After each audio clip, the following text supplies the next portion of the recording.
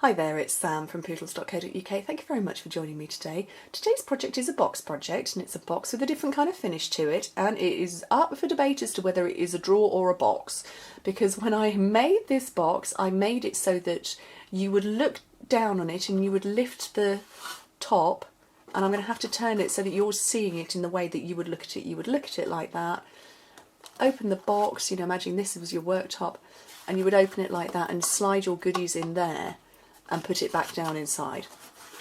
So that's how you would look at it. However, when I posted a picture on my Facebook page, everybody went, oh, it's upside down, thinking it was a drawer that you would open like that and put your bits inside and slide it. So much like a chest of drawers, that idea.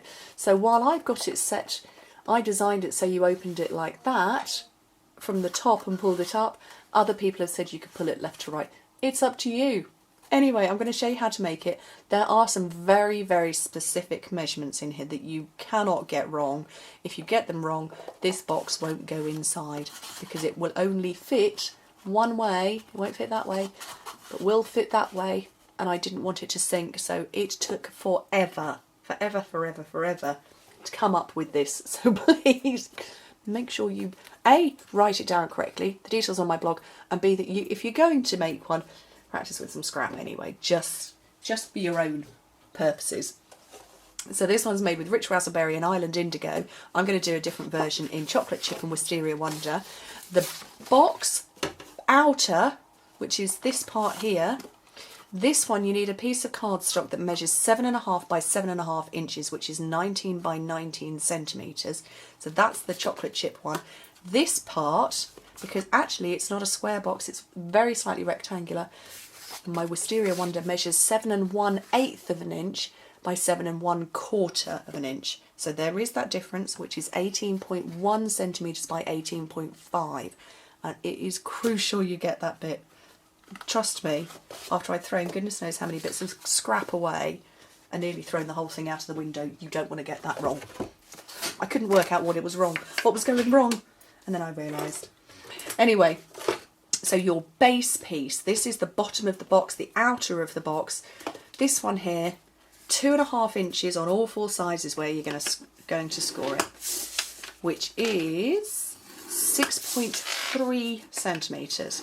So all four sides, 2.5 inches, 6.3.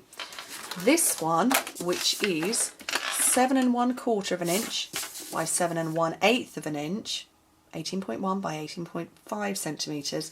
This one, you score it at 2 3/8 of an inch on all four sides.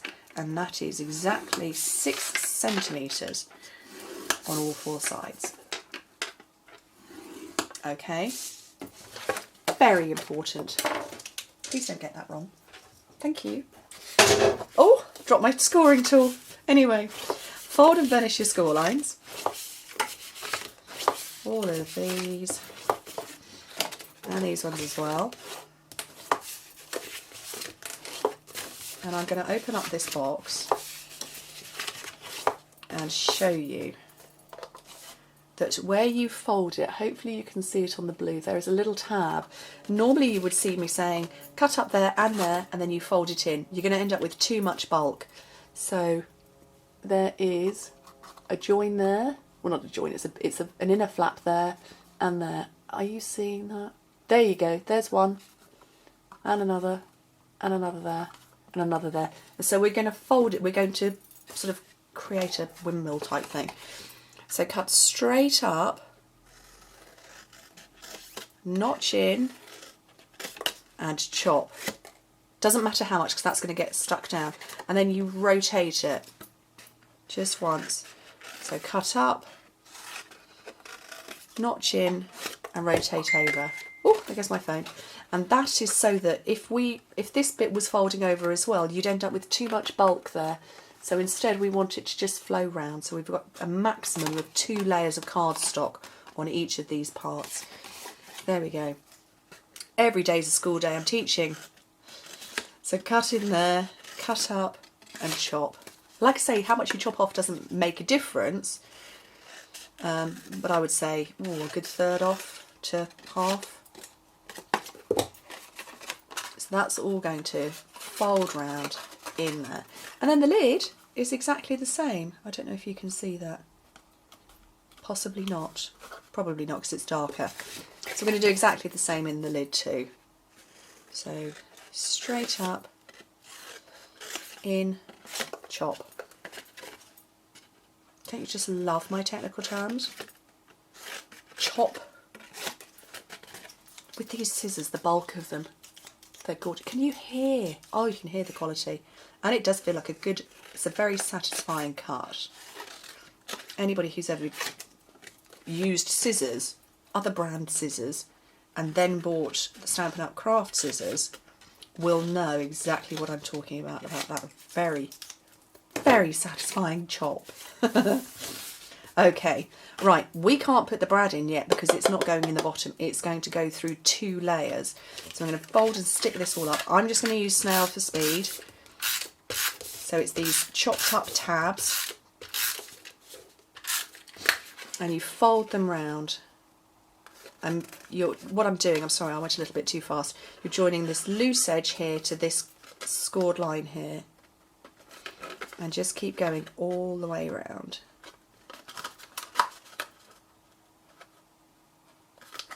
Okay, so that is going to be this part. Put that there. And then the same on here. Snail on these chopped parts. Or adhesive of choice. I would go for something stronger than this, to be honest, but I'm working on speed bases. And again, match your loose edge up to your scored line to create the box.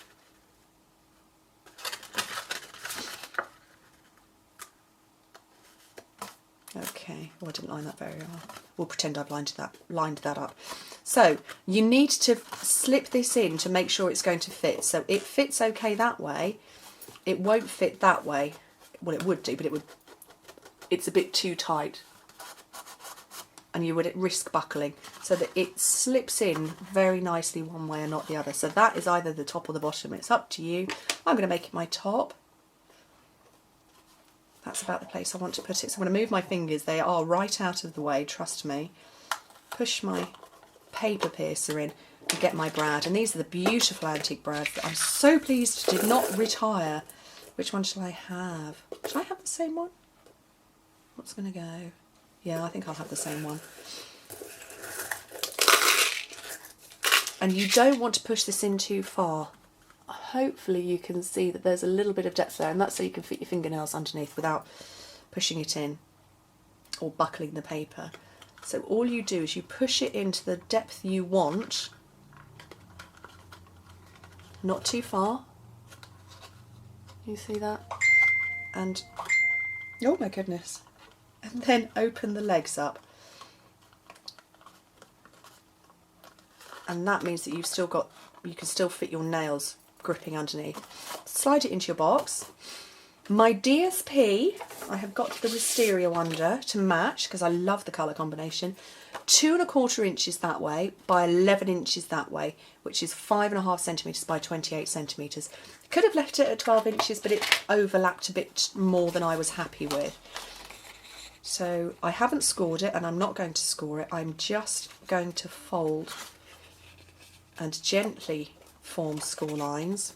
I'm sorry, I probably just went out of view then. And I'm going to come back and reinforce these now. Now that I know where my rough score lines are. I think sometimes you can be a little bit too scientific with paper, particularly when it's wrapping around a box. And do you know, sometimes it is okay to just make stuff by eye.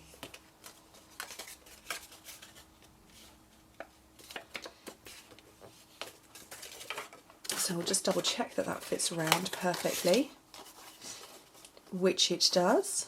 Look at that, I'm happy. So I'm just going to put a bit of snail under here. You could put snail down the entire length if you wanted to. I'm just being a bit lazy today and I'm not. And that's okay as well. And line it all up. Okay. So now the last bit I want to do is I want to put some ribbon around. So I've got chocolate chip chevron ribbon. That isn't the last bit at all. And that's going to be, this is going to be where the seam is. This is going to be the front of the box. This is where the seam is going to be, because I'm going to cover it with the stamping. I've lost the stamping. There.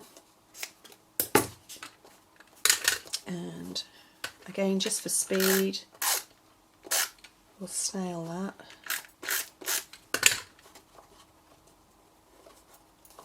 There we go. Oh look, that's just twisted round. And then the last bit really is the stamping now. And I've got the blue ribbon stamp set. This one is one of these ones that really lends itself very well to stamping and punching. I don't know which way round to have it. Shall I have the brown first, or shall I have the brown ones? I will go with the Wisteria Wonder for this part. So I've got it already prepped on my block. And I don't need the little tails, that's not important. So as long as I've got that on there, that's fine. Chocolate chip now for the happy birthday. Oh, let's try that again.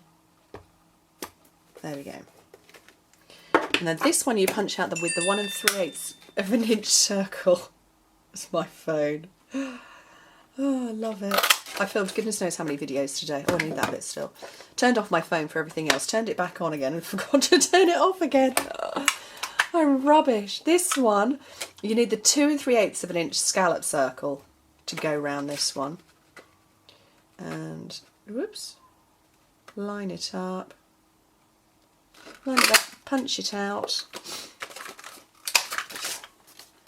Grab some dimensionals for the back of this part. A couple on there. Position it in the middle. Perfect. And then we're going to have a couple more, and this time you need it at the top and the bottom to go either side of this bit, so you want your dimensionals to be there and there.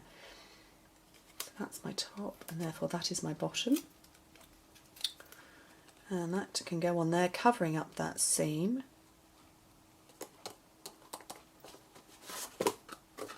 And that is my box, or drawer, whichever you wish, made. So if it was a box, it was like that, and it will stand.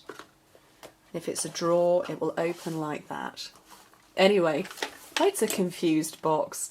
Anyway, thank you so much for joining me. I do hope to speak to you soon. Bye.